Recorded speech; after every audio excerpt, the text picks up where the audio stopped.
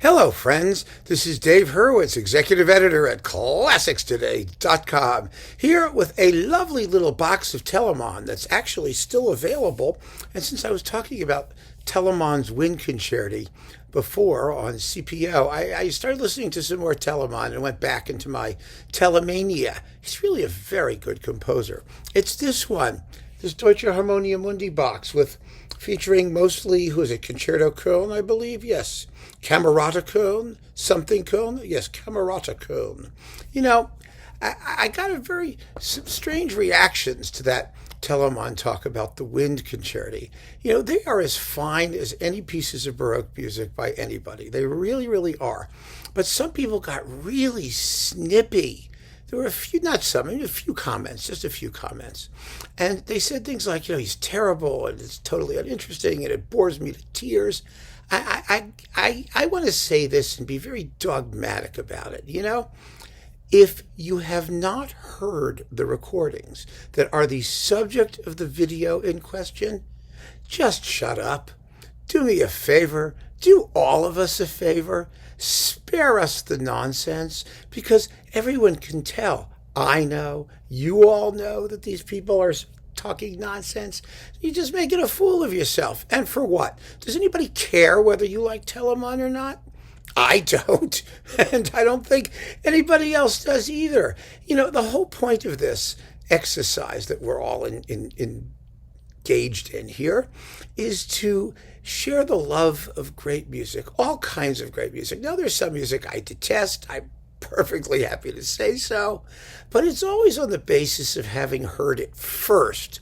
Then I despise it. So if you want to despise something, that's delightful, but tell us, talk to us. Don't just say, he's boring, it's worthless, it's this, it's that. I just wind up deleting it, and half the time deleting the person who said it as well, because it's so unproductive. And I don't mean to get sanctimonious and wave my hands and I point my fingers like a mother hen. But as I've said a bunch of times, I really want these conversations that we have after these videos to be useful to people who may be interested in the music. And just showing up and saying, oh, gee, that sucks, I hate this, and with no experience of it whatsoever, it's just not worth. It's not worth the electrons that it's, or whatever, ethereal internet things it's composed of. So I just want to point that out, because of all the people who I would not have thought anybody would make that kind of statement about, Telemann would certainly be one of them. I mean, what is there not to like about Telemann? He was delightful. He wrote tons and tons of music, I understand, and some people can't be bothered with it. That I understand. That's all okay. That's all okay. But for those of us who do wish to be bothered with it, I offer this 10 CD set on Deutsche Harmonia Mundi. Now, the important thing, the most interesting thing in here is the complete Der Getreue Music-Meister on 5 discs. What is Der Getreue Music-Meister?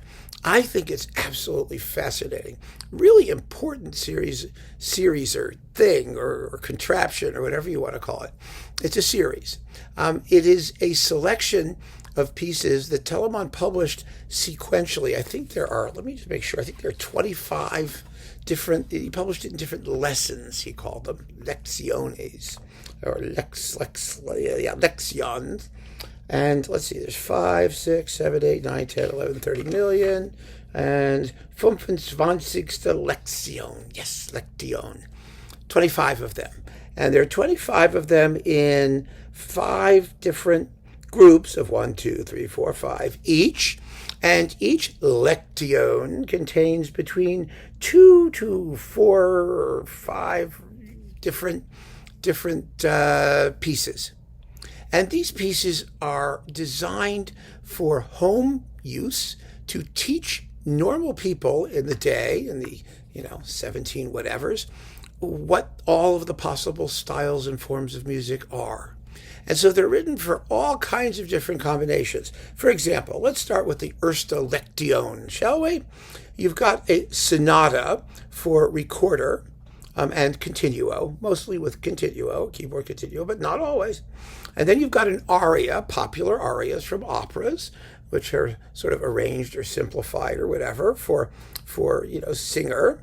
And then you've got in this case, a partia, which is a suite, essentially. A prelude, an aria, a rondo, minuet, and a gigue à l'anglaise, if you want to call it that, for harpsichord alone, for cembalo.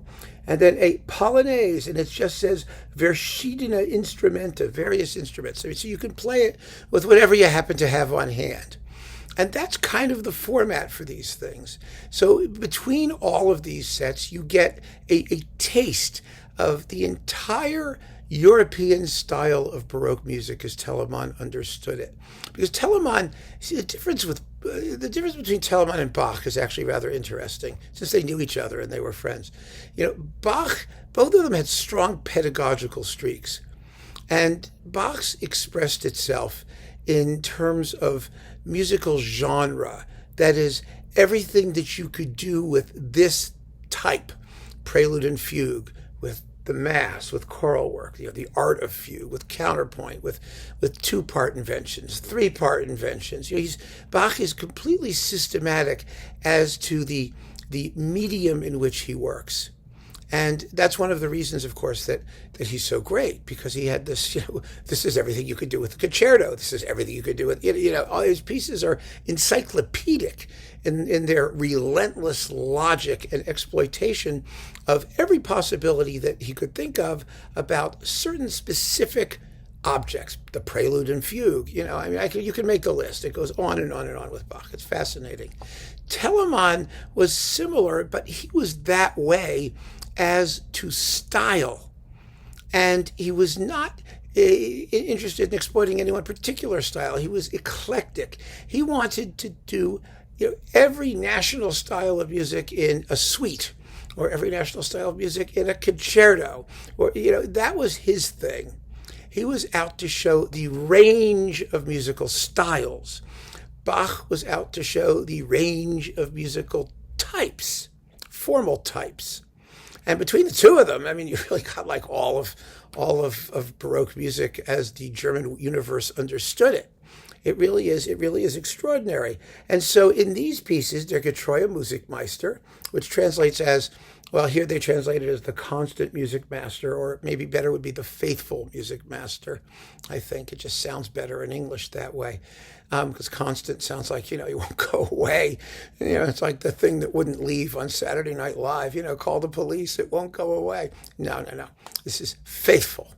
And this particular Music-Meister will give you everything that you need to know to make beautiful music at home.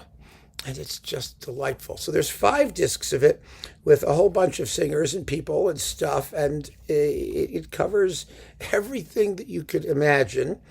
So you'd have to look. And this is with Camerata Köln, led by Michael Schneider. And it has Barbara Schlick, soprano, and Martina Linz, another soprano, and Kai Wessel, alto, and Martin Post, tenor, and Hans-Georg Wimmer, bass, and the whole instrumental assortment. And the instrumental assortment consists of flutes, recorders, oboe, violins, trumpet, horn, bassoon, cello, viola da gamba, and a lute, and a cembalo, and there's also a speaker in one of these things. It's really kind of fascinating. Really fascinating. So there you go. The faithful Music-Master, definitely worth hearing and worth listening to, because they will teach us every bit as much. We won't be playing them, of course, at home. We will be listening to them at home, but they teach us as much as they taught the audience of Telemann's day. And these are really cheap, these boxes, too. I couldn't believe this one was still around. It is, at least as of this date, which is August 20th, 2022. So for you people on some other date in 2765, if it's not still available, I'm sorry. It was, and you know to look for it, right? Entropy has not set in yet. Protons have not decayed. Things are still around. You can find it no matter what. Then comes on CD6. See, here's a wonderful example of Telemann, the non-Bach pedagogue. He has a cantata. The cantata is called The Seasons. Die Tageszeiten, the seasons. Now, for each season, it's for soprano, alto, tenor, and bass, right? And it's a cantata. Then and each season, times of the day. I'm sorry, not the seasons. Tageszeiten, day times, not Jahrzeiten, which is seasons. So I know what the difference is. I'm sorry. So it's the times of the day, and you've got morning, midday, evening, and night. Unlike Haydn's morning, noon, and night, where there are only 3 times of the day. Well, here there are 4. And there are 4 because there are 4 voice parts. So in this particular cantata, morning goes to the soprano, midday goes to the alto, evening goes to the tenor, and night goes to the bass. And they're in that order. And every single time of day consists of an aria, a recitative, another aria, and then a chorus, a concluding chorus. So they're all structured the same way. They're all in these handy-dandy little pieces. And it's just a delightful piece. It really is. It's delicious. But I couldn't imagine Bach doing anything quite similar. Could you? I mean, just, that systematic going through some sort of extra musical kind of thing, as opposed to everything you can do with a fugue, like the art of, or a canon, or a something. It's really kind of fascinating. But this is a Telemann pedagogical piece, and it's charming. It's extremely charming, and it's lovely how, the increasing darkness as time goes on is mirrored by the increasing lowness of the various voice types. And I will want to say that there are, the 2 women are both named Mechthild here. I always thought that name was fascinating. It's like Brunhild and Mechthild. And the first one is Mechthild Bach herself, who was J.S. Bach's third cousin, 33 or 34 times removed. I don't have any idea, actually, but I like the idea. And this is with the Freiburger Vocal Ensemble and Collegium Musicum Freiburg, conducted by Wolfgang Schäfer. Yeah, super cool. Then we've got orchestral suites, a bunch of orchestral suites, and they're all delicious, absolutely delicious, especially this suite in D major. It's from 1763. It's quite a late work. And it's for 2 transverse flutes, bassoon, horn, and strings. And there's absolutely a delightful lament, which is called the Plainte sans flûte, the lament without flutes, because it's hard to lament when you're playing the flute. It makes a lot of sense, doesn't it? I love looking at the titles, actually, of some of these pieces, because they really are just they tell you so much about Telemann's style and what he did. So we also have some stuff from Tafelmusik, some of the concertos and one of the suites from Tafelmusik, which is fine. And then some wind concerti, because we've already talked about the wind concerti. They're delicious. The Tafelmusik stuff is with Collegium Aurum, actually. And the wind concerti are again with Camerata Köln. And then, last, but by no means least, we have the 12 fantasies for solo flute, transverse flute, normal flute, our modern flute, 12 of them. And they range in movement number from 2 to 1, 2, 3, 4, 5 to 7 movements. And I mean, most of these pieces are quite short. I mean, some of them are less than a minute. Thank God. I cannot say that Telemann's fantasies for solo flute, which are quite well known and famous amongst flutists, are, the ideal works for general listening for like normal people. I would not go that far. So, I'm with you in that case, because I think that's really pushing it. I really do. But I just look at these things and I think, this looks so interesting. Telemann was just wonderfully interesting. He was wonderfully varied.